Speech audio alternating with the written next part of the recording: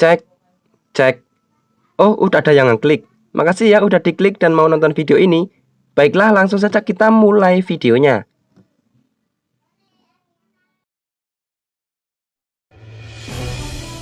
Pada akhir dinasti Song Selatan, di mana kota dari negara dataran tengah telah diserang oleh sekelompok pemberontak dari suku Di yang bekerja sama dengan aliran bela diri dari sekte iblis. Dengan 10.000 pasukan, suku Di menyerang kota Song dengan seorang pimpinan yang ternyata cukup mahir menggunakan taktik perang. Itu terbukti dengan pasukan Di menyerang dari atas menggunakan ketapel raksasa, disusul dengan pasukan lainnya yang langsung menghancurkan gerbang musuh dan menyerang pasukan Song. Pasukan Song yang dipimpin oleh Jenderal Wei Lin Chuan mencoba untuk menghalau musuh. Namun mereka kalah jumlah sehingga sulit bagi mereka untuk menghadapi serangan suku Di. Untungnya, seorang pria bernama Zhang Junbao datang membantu pasukan Song untuk melawan pasukan suku Di saat pasukan Song kewalahan. Junbao adalah murid dari sekte bela diri aliran Wuji yang pandai bertarung dan dengan mudah dia menjatuhkan pasukan musuh. Dalam membantu pertempuran ini, Junbao tidak bertarung sendirian. Ia dibantu oleh rekan sekte bela dirinya yang bernama Simai yang juga handal dalam bertarung meski usianya masih muda.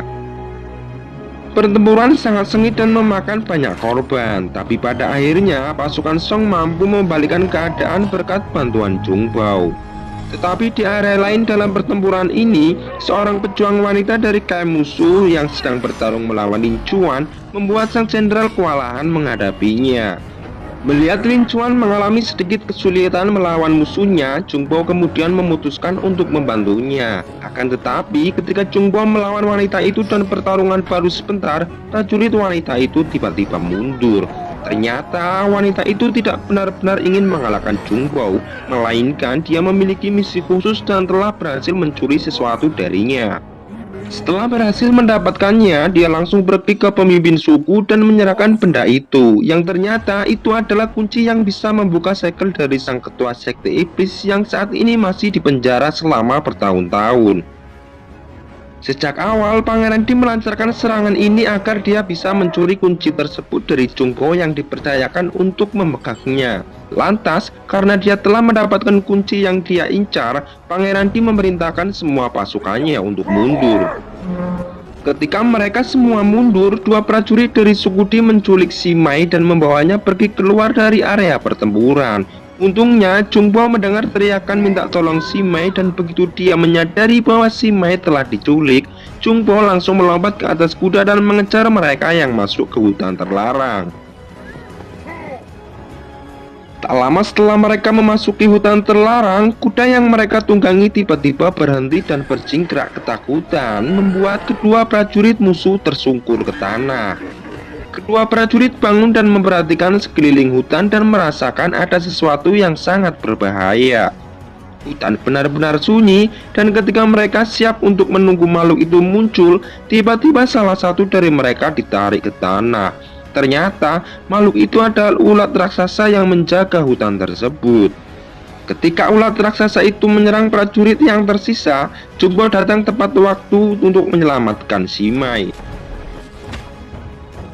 Dia kemudian mencoba untuk melawan monster itu, lalu seorang wanita muncul entah dari mana dan menjinakkannya. Wanita itu bernama Yu'er. Yu'er menjelaskan bahwa hutan ini adalah wilayah ulat raksasa peliharaannya dan Junbao seharusnya tidak memasuki hutan terlarang ini tanpa izin. Akan tetapi karena dia terpaksa masuk untuk menyelamatkan Simai, Yu'er memaafkannya lalu meninggalkan Junbao dan Simai. Scene lalu berpindah ke kota Song, di mana Wei Lin Chuan menemui pejabat kota untuk menanyakan tentang bala bantuan. Akan tetapi pejabat itu dengan acuh tak acuh menjawab bahwa bala bantuan tidak akan pernah tiba. Wei Lin Chuan lalu mencoba menjelaskan kepada pejabat itu bahwa situasi yang mereka hadapi saat ini sedang tidak baik-baik saja, meskipun serangan musuh kemarin bisa dihalau dengan bantuan Junbao.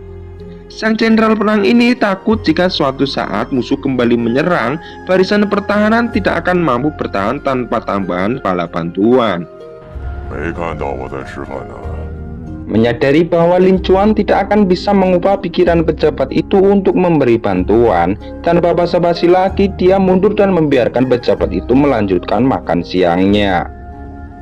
Selanjutnya, ketika Lin Chuan sedang memikirkan kerajaan yang saat ini dalam keadaan berbahaya, Chun Bao menemui Lin Chuan dan mengajaknya untuk minum arak. Di sini diketahui bahwa mereka adalah teman masa kecil, di mana Chun Bao lebih tertarik masuk ke perguruan seni bela diri, sedangkan Lin Chuan lebih memilih masuk ke wajib militer. Melihat kehebatan sahabatnya dalam bertarung saat membantunya waktu itu, Lin Chuan berpikir untuk merekrut Chun Bao menjadi tentara perang. Ia yakin kehadirannya di medan perang dapat membantu kerajaan mempertahankan wilayahnya dari serangan musuh. Namun sayangnya, Chun Bao menolak tawarannya secara mentah-mentah dengan alasan bahwa dia sama sekali tidak tertarik berada di medan perang sepanjang hidupnya. Setelah menemui Lin Chuan, Chun Bao kemudian mengunjungi seorang pria tua yang dipenjara selama 12 tahun. Orang tua bernama Kui Tianxing itu tak lain adalah musuh besar sekte aliran Wuji, dan sekaligus dirinya adalah ketua dari sekte iblis. Chun Bao sering datang ke penjara ini untuk meminta Tianxing mengajarinya teknik bertarung sekte iblis dengan imbalan minuman arak. Sebenarnya sekte aliran Wuji melarang para siswa untuk belajar dan mempraktekkan jurus sekte iblis, tapi Chun Bao tidak peduli, apalagi ajang pemilihan pemimpin sekte akan segera diadakan. Chun Bao merasa jurus-jurus baru itu akan berguna baginya untuk memenangkan pertandingan, karena kandidat lain pastinya akan mengira kalau Chun Bao tidak akan menggunakan jurus lain yang belum pernah dilihat oleh kandidat lainnya.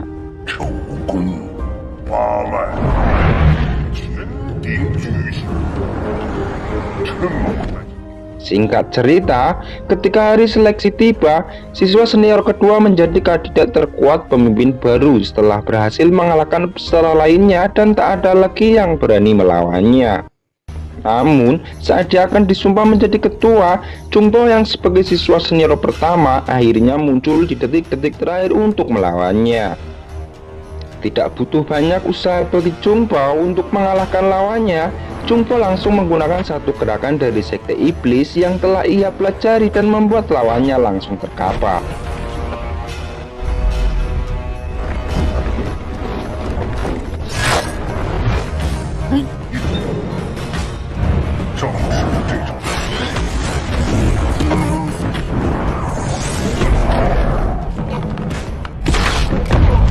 Meskipun Chun Bao dengan mudah menang, para tetua sekte tidak suka melihat tekniknya tersebut dan mereka justru mencela Chun Bao.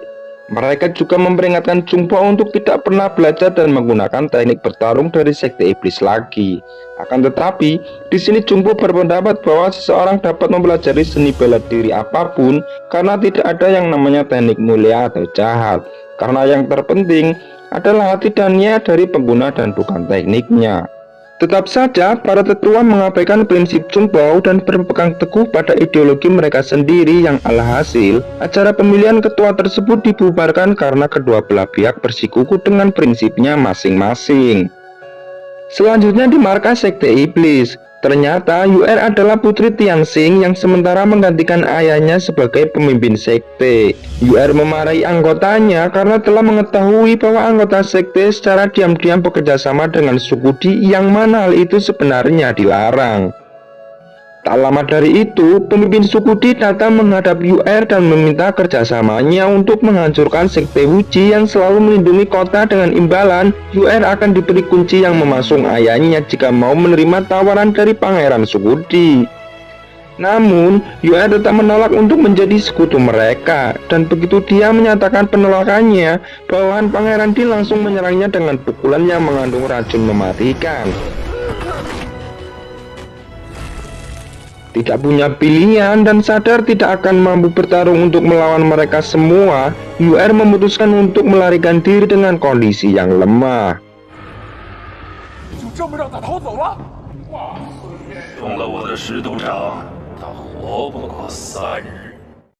Sore harinya, Chun Bao yang sedang jalan-jalan sambil minum arak, tiba-tiba datang ulat raksasa merebut kendilnya. Ternyata ular raksasa itu hanya ingin menuntun Chungbo untuk menolong UR yang sedang bersandar di pohon bambu dengan kondisi yang semakin memburuk karena racunnya telah menyebar ke seluruh tubuhnya. Untungnya, Chungbo sebagai senior di sekte aliran Wuji selalu bepergian dengan membawa pil yin ala Wuji yang efektif dapat menyembuhkan segala jenis racun. Chungbo pun lalu meminumkannya dan dengan totokan saraf menggunakan kungfunya, akhirnya semua racun dalam tubuh UR semuanya keluar.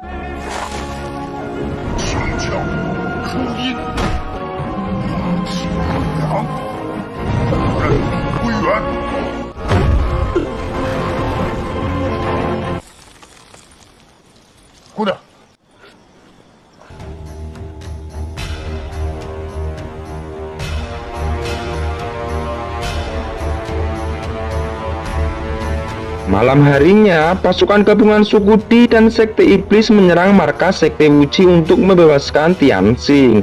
Mereka menyerang secara terang-terangan dan tak ada satupun orang dari Sekte aliran Wuji dapat menghentikannya. Yang alhasil, para anggota Sekte Iblis masuk ke penjara dan dengan mudah membebaskan ketua mereka.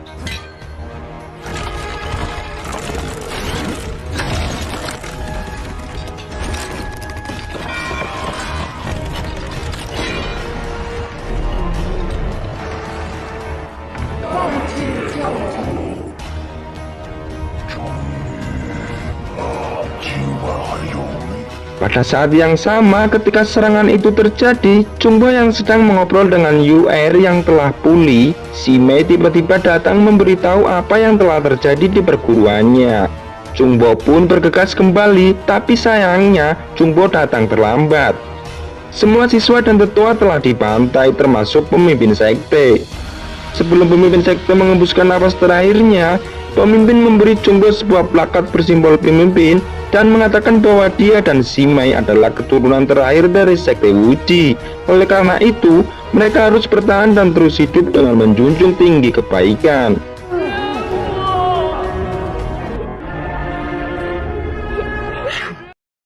Hari-hari berlalu, Chungbo akhirnya menyadari bahwa kunci yang dia pegang dicuri oleh prajurit suku Di saat mereka bertarung di medan perang.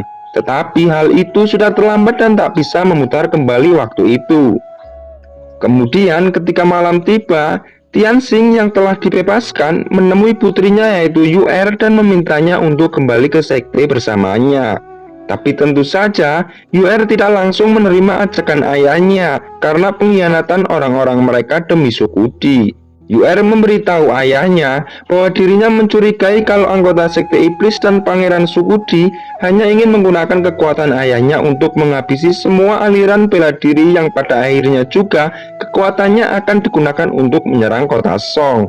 Namun ternyata Tianxing tidak terlalu peduli dengan semua itu karena dirinya juga masih menyimpan dendam terhadap seluruh kerajaan, khususnya 8 sekte seni bela diri yang mencoba untuk melenyapkan ajaran Sekte Iblis 12 tahun yang lalu. Meskipun tidak setuju dengan UR, Tianxing kembali ke markas untuk memarahi dan memperingatkan anggotanya yang telah mengkhianati sekte. Tak lama kemudian, pria bertopeng dari suku Di datang dan menuntut Tianxing agar mau bekerja sama dengan suku itu dalam memberantas aliran 8 sekte. Pria bertopeng itu bersikeras bahwa Tianxing berhutang budi pada suku itu karena telah membebaskannya, jadi dia tidak punya hak untuk menolak permintaan mereka. Tanpa diduga dan merasa dipaksa, Tianxing merespon dengan melemparkan pedang ke arahnya. Tapi pedang itu bisa ditangkap dan ditekuk dengan mudah oleh pria bertopeng itu. Di sisi lain, Chungbo yang menyimpan dendam terhadap Sekte Iblis akhirnya memutuskan untuk mengumpulkan dan meminta bantuan kepada kepala 8 sekte. Namun, saat Chungbo memberi salam dan memberitahu mereka tujuan kedatangannya, tidak satupun dari 8 kepala suku yang menanggapinya. Ternyata, diamnya semua kepala suku itu dikarenakan semuanya sudah terbunuh oleh Tianxing, yang kemudian Tianxing muncul di depan Chungbo. Chungbo yang semakin marah langsung menyerang ketua Sekte Iblis dan perkelahian pun tak terhindari.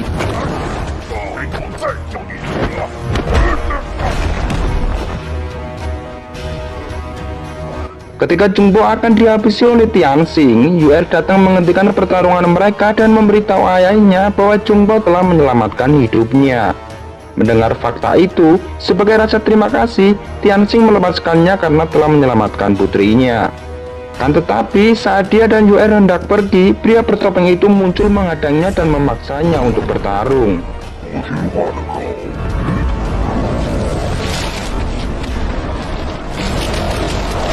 Tapi tampaknya Tianxing kewalahan dalam pertarungan ini. Melihat Tianxing yang kewalahan, Chungbo menggantikannya untuk melawan pria bertopeng itu. Tapi Chungbo tampaknya juga bukan tandingan pria bertopeng itu meskipun dia berhasil melepaskan topengnya. Dan betapa terkejutnya Chungbo ketika melihat wajah di balik topeng itu. Ternyata pria itu adalah teman masa kecilnya yang tak lain adalah Jenderal Wei Lin Chuan. Di sini akhirnya terungkap bahwa biang keladi dalam pencurian kunci itu adalah Lin Chuan yang telah bekerja sama dengan wanita dari anggota Sekte Iblis. Jenderal Wei Lin Chuan juga mengungkapkan dirinya berkhianat karena dia muak dengan pejabat korup yang sepertinya tidak lagi peduli dengan nasib rakyat dan tentara perang. Setelah mengungkapkan atas pengkhianatan dirinya, Lin Chuan mengajak Chungbo bergabung untuk menaklukkan dunia. Namun tawaran itu ditolak olehnya. Chungbo berpikir jika dia telah menolak Lin Chuan sebelumnya, mengapa dia harus menerimanya sekarang dan tetap pada pendiriannya bahwa dia tidak ingin bergabung ke medan perang.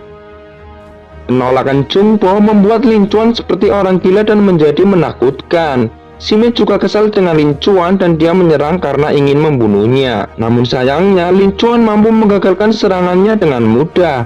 Dia bahkan mencekik dan meracuni gadis malang itu. Melihat itu, Chungbo mencoba membantunya dengan memukuli Lin Chuan berulang kali, tapi itu juga tidak membuat Lin Chuan merasa sakit. Tianxing yang menyadari bahwa mereka tidak akan bisa menang melawan Lin Chuan dan merasa berhutang budi dengan Chungbo, dia memanggil ulat raksasa dan menyuruhnya untuk membawa Yuer, Chungbo dan Simei untuk pergi. Sementara dirinya mencoba melawan Lin Chuan dengan sisa kekuatannya, yang pada akhirnya Xianting mati di tangan Lin Chuan.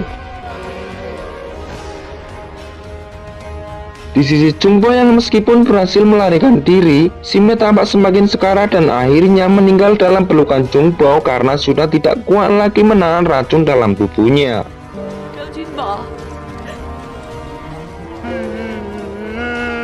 Keesokan harinya, Chungbo yang sedang meratapi kematian Simei, tiba-tiba dua anggota terkuat dari Sekte Iblis datang untuk membunuh Chungbo. Mereka menyerang Chungbo dengan teknik-teknik Sekte Iblis yang mematikan. Dengan serangan yang terus-menerus, Chungbo akhirnya kalah dan tanpa ampun mereka menyerangnya sampai salah satu serangan mereka menjatuhkan Chungbo ke dalam sungai. Akan tetapi di sini akhirnya Chungbo mendapatkan sesuatu yang begitu sangat damai dan tenang. Dia ingat kata-kata para pemimpin sekte, Yuer, Tianxing, dan Lin Chuan. Sepertinya Chungbo mendapatkan kekuatan baru dalam jiwanya dan tahu tentang apa yang harus dilakukan. Lalu tiba-tiba, dua ikan yang menyimbolkan yin dan yang berenang di sekelilingnya dan membuatnya terbangun dengan menguasai semua teknik wujud dan menguasai kekuatan yin dan yang. Dengan kekuatan barunya, Chungbo sangat tenang dan kembali melawan anggota Sekte Iblis yang pada akhirnya mereka kalah dengan kekuatan baru Chungbo.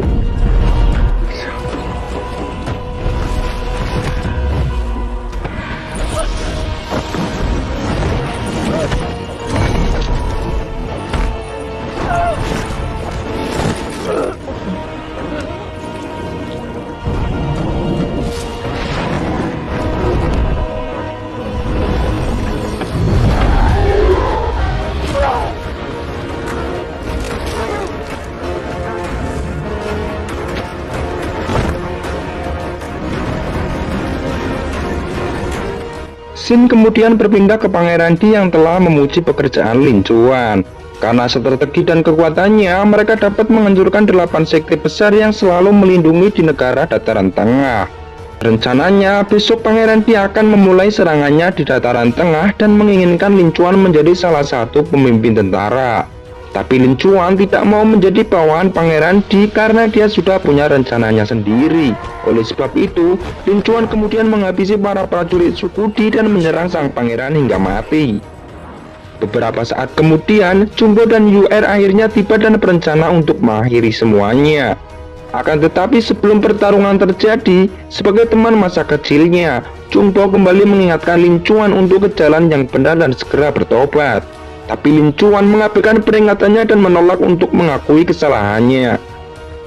Lin Chuan sudah sangat terluka karena baginya kerajaan yang ia bela mati-matian telah mengkhianatinya dengan pejabat-pejabat yang korup. Rasa luka yang begitu dalam dan keinginan tinggi untuk mengubah negaranya membuat Lin Chuan tak dapat mengontrol dirinya lebih tenang, sehingga pertarungan sengit ini pun terjadi.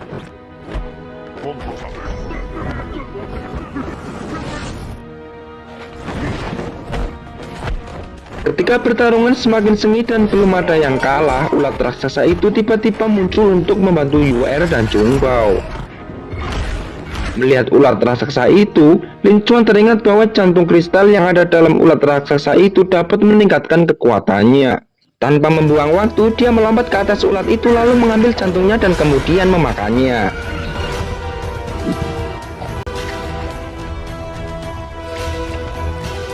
Kekuatan Lin Chuan pun memang meningkat. Dia langsung kembali menyerang Zhongbao, tapi tetap saja, karena Zhongbao telah menguasai kekuatan Yin dan Yang, ia tidak bisa dikalahkan dan pada akhirnya Lin Chuan pun kalah di tangan Zhongbao.